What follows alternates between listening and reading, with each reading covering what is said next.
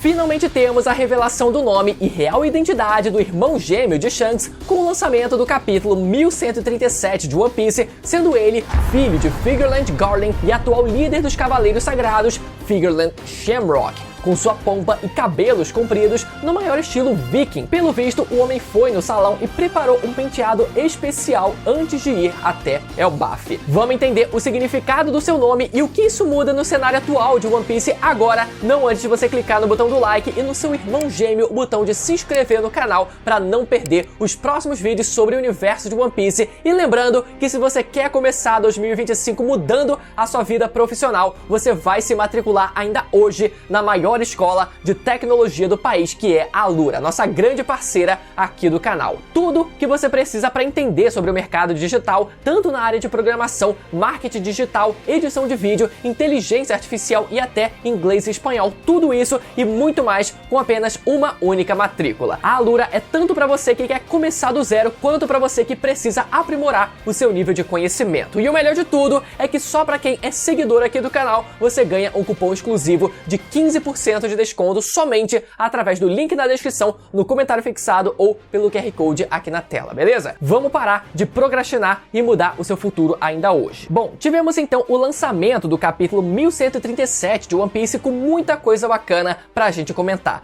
Primeiro de tudo, antes da gente entrar no homem Shamrock, eu queria destacar alguns pontos que eu achei muito interessante também nesse capítulo. O primeiro deles foi a ida de Luffy, Zoro e Nami até o castelo em busca da chave para libertar o príncipe Loki. Semana passada eu tiltei depois deles ouvirem uma palestra inteira dos gigantes falando sobre o perigo que Loki representava e depois eles simplesmente cagando para tudo que foi dito e indo até o castelo mesmo assim procurar a tal chave. Nesse capítulo é explicado pra gente que o castelo foi praticamente abandonado depois do conflito entre Loki e seu pai, o antigo rei Harold, então faz sentido que eles não tenham grandes dificuldades para encontrar essa tal chave, mas eu ainda sigo indignado como eles cagaram completamente pro aviso dos gigantes e a dificuldade que foi para conseguir prender o Loki. Como eu falei, o Luffy é um imbecil inconsequente, então eu entendo se ele quisesse libertar até o maníaco do parque, mas era para o Zoro ter colocado mais pressão pro Luffy não fazer essa cagada.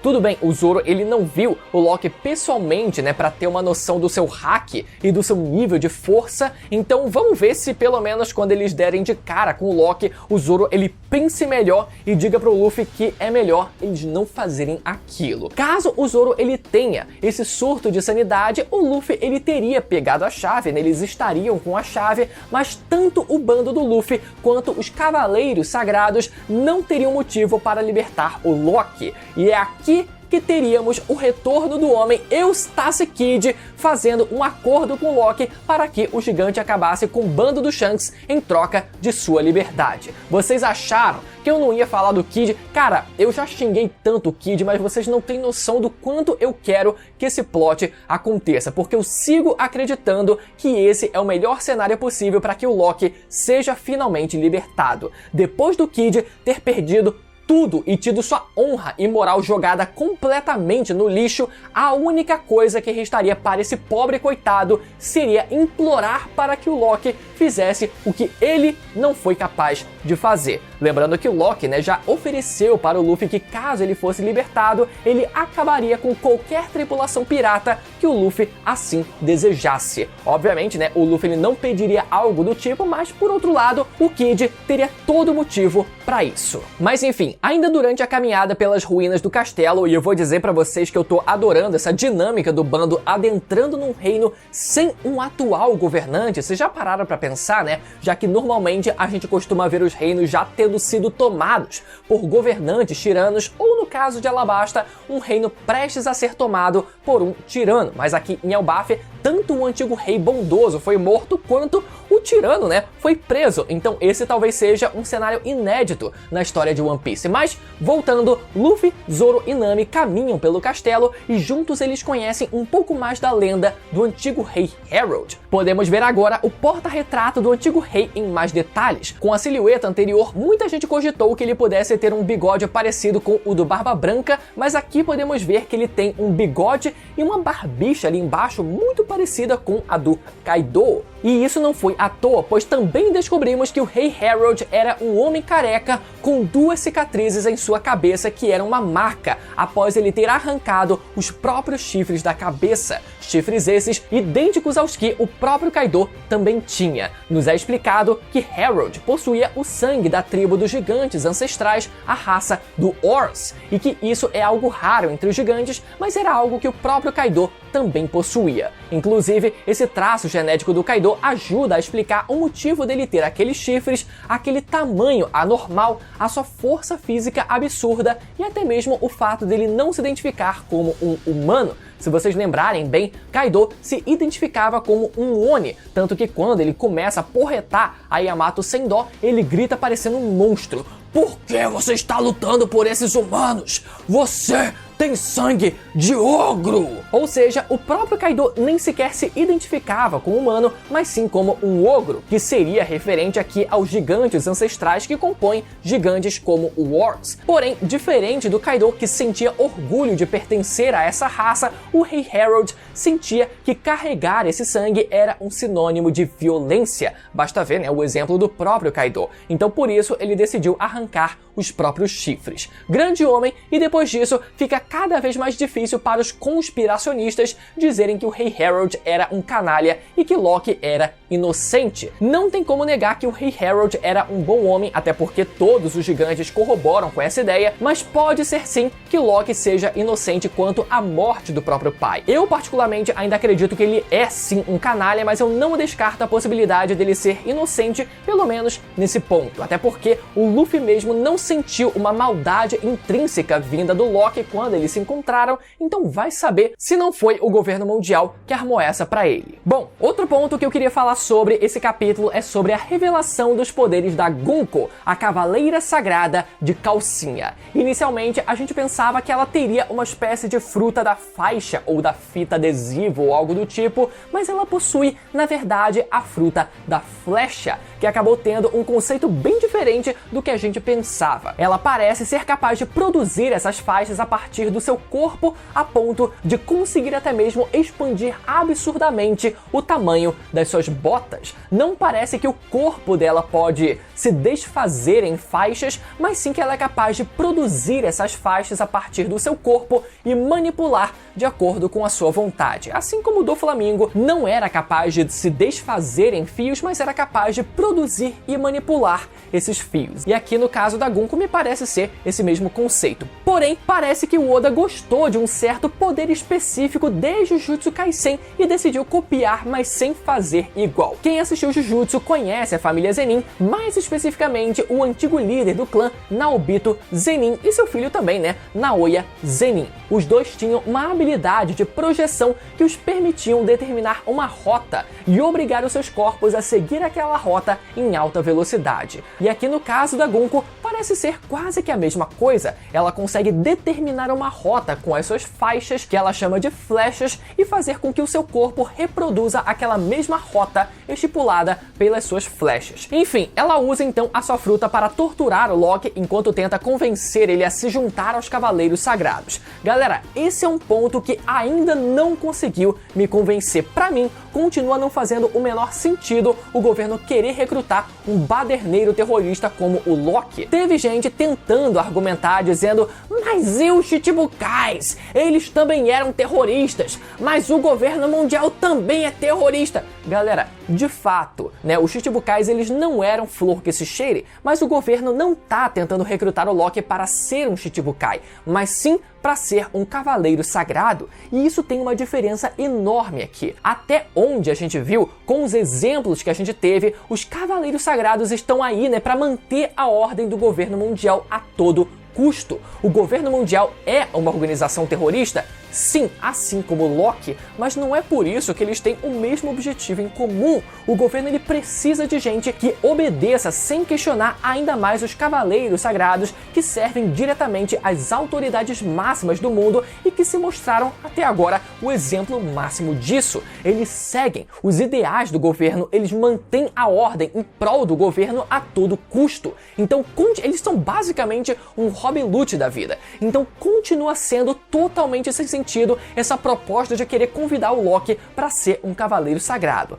A única passada de pano que talvez a gente possa dar, e que o Oda ele talvez até tenha pensado nisso porque o homem é de fato um gênio, seria uma fala da própria Gunko. Nesse capítulo ela diz que normalmente pessoas comuns não recebem essa proposta de ascenderem à nobreza, ou seja, pode ser que esse convite seja só uma medida meio desesperada do governo em tentar recrutar qualquer um que possa ser útil a eles. Mas também pode ser que a Gunko só estivesse se referindo a isso de forma geral, já que normalmente, humanos comuns não conseguem o status de nobre mundial independente de ser um cavaleiro sagrado ou não. Mas depois da proposta ter sido recusada, chegou a hora dos cavaleiros sagrados colocarem o segundo plano em prática: anexar o país de Elbaf ao governo mundial à força. O rei está morto, o príncipe está preso, Shanks não se encontra presente, então essa é a melhor hora para o governo colocar em prática esse plano. E junto dessa revelação, temos finalmente a revelação da identidade do homem encapuzado. Seu nome é Shamrock Figureland, o atual líder dos Cavaleiros Sagrados após o seu pai Garland ascender ao título de Gorosei. Vemos então o visual de Shamrock, que, como eu disse pra vocês, galera, apesar de parecer igual ao Shanks, seria apenas depois dele tirar o capuz que veríamos uma real diferença clara entre os dois, além da cicatriz e do braço esquerdo, óbvio, Podemos ver então que Shamrock usa uma vestimenta parecida com a de um soldado europeu e possui um cabelo comprido com tranças vikings, que eu tenho certeza que ele mandou fazer especialmente para sua entrada no país de Elbaf. Ele certamente passou no salão antes de ser invocado em Elbaf. Com isso então, agora está morta a teoria do irmão do Shanks só de cueca para acompanhar a sua companheira Gunko, que apareceu em Elbaf só de calcinha, o que indica que infelizmente o Oda ele nunca foi a favor da igualdade de gêneros. Bom, mas com o nome de Shamrock tendo sido revelado, primeiro fica confirmado que esse não se tratava do Shanks propriamente dito e que realmente existia alguém muito parecido com ele. Também fica confirmado que esse Shamrock é filho legítimo de Garland e não se trata de um clone ou um androide que tenta imitar a aparência do Shanks. E agora fica 99,9% confirmado que esse homem é de fato o irmão gêmeo de Shanks. Eu, particularmente, ainda sigo firme acreditando que esse plot do irmão gêmeo do mal só passou a existir depois do Shanks ter ido até Marijoa conversar com os Gorosei. Pra mim, a princípio, era para ser o próprio Shanks conversando com os Gorosei e por isso ele foi encapuzado, já que estaríamos falando de um pirata conversando em segredo com as maiores autoridades do mundo. Mas depois do Oda esquecer de desenhar um maldito pedacinho da cicatriz no rosto do Shanks, as teorias do irmão gêmeo do mal começaram a sair do controle e o Oda pensou: quer saber? Eu vou meter o louco e dizer que era mesmo o irmão gêmeo maligno do Shanks. Vale lembrar como em uma das obras que o Oda criou antes de One Piece, ele desenhou um rascunho de um personagem chamado Shanks sendo o líder de um grupo de cavaleiros reais. Então o Oda ele tinha interesse em fazer do Shanks um cavaleiro da realeza. Mas como o Oda consolidou o Shanks como um pirata, ele não podia mais fazer com que o Shanks virasse um cavaleiro sagrado. Então o que ele deve ter pensado é: já que eu não posso mais fazer o Shanks ser um cavaleiro sagrado, eu vou criar esse irmão gêmeo que tá todo mundo falando aí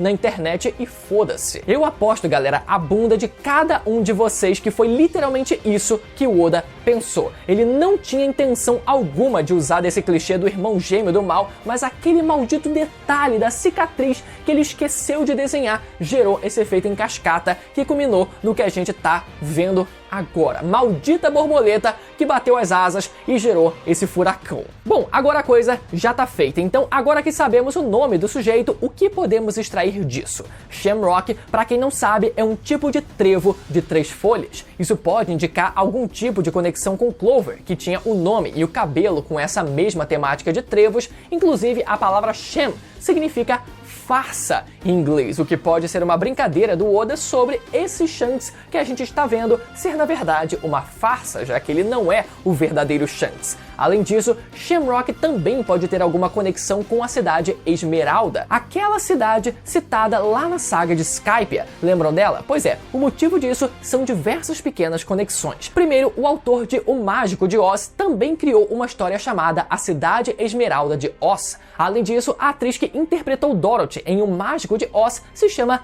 Judy Garland, muito parecido com o nome Figureland Garland, basicamente como se fosse uma junção desses dois nomes, sendo ela uma garota ruiva que viaja até a cidade Esmeralda. Isso pode parecer uma conexão específica demais, mas vale lembrar como O Mágico de Oz é uma fábula. E quando lemos o nome de Elbaf, ao contrário, temos Fable, que significa fábula, ou seja, um país recheado de fábulas. Além disso, também vale lembrar como saiu recentemente o filme Wicked, que conta a história de uma menina chamada Elphaba, que viaja pela terra de Oz. E ainda por cima, vale lembrar que o nome Oz lembra o nome do principal gigante ancestral de One Piece, o Ors, que se pronuncia praticamente da mesma forma em japonês. Ozo, um gigante que pertence a uma raça mencionada nesse exato mesmo capítulo. Enfim, tudo isso para dizer que talvez a família Figureland tenha alguma possível conexão com essa tal cidade, a cidade Esmeralda.